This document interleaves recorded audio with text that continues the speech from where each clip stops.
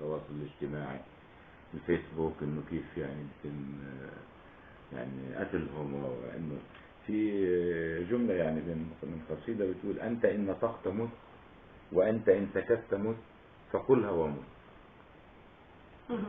احنا نقولها في مثل شعبي في تونس: قولها وموت على دينك. بالشعبي هذه قولها وموت على قولها وموت على دينك. صحيح. نعم، يعني قول كلمتك وما تخافش يعني بالمعنى. فيقولها الشاعر مدحت سبشوب: وأفاجئكم بقصيدة هي هدية لمعين توفيق معين بسيسو، حفيد الشاعر بكرة عيد ميلاده على كل عام هو الله يسلمك. وانت قلت الأمة، احنا شو نقولوا صار لازم نروح فلسطين بتنادينا، الفؤاد مجروح والآهات حزينة، شو ما سوى الظالم القدس رجع لينا، ما يهمنا عدوان حنغير هالزمان ونتحدى الخوف ويرجع الأمان، الظالم مكشوف اتكلم يا إنسان، ليش الضمير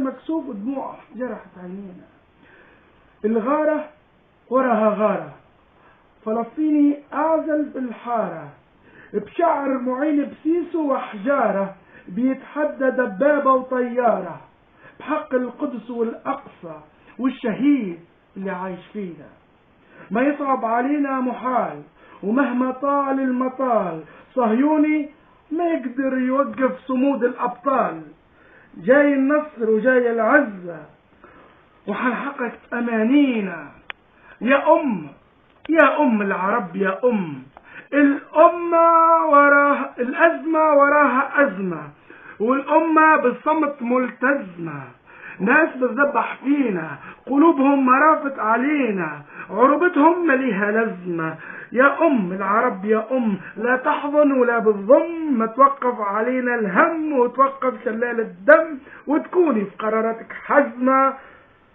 وعلى نصر العروبة عزمة، ولا انت أم وملكي لزمة، يا أم العرب يا أم. شكرا أستاذ أسعد شبشوب بمناسبة حديث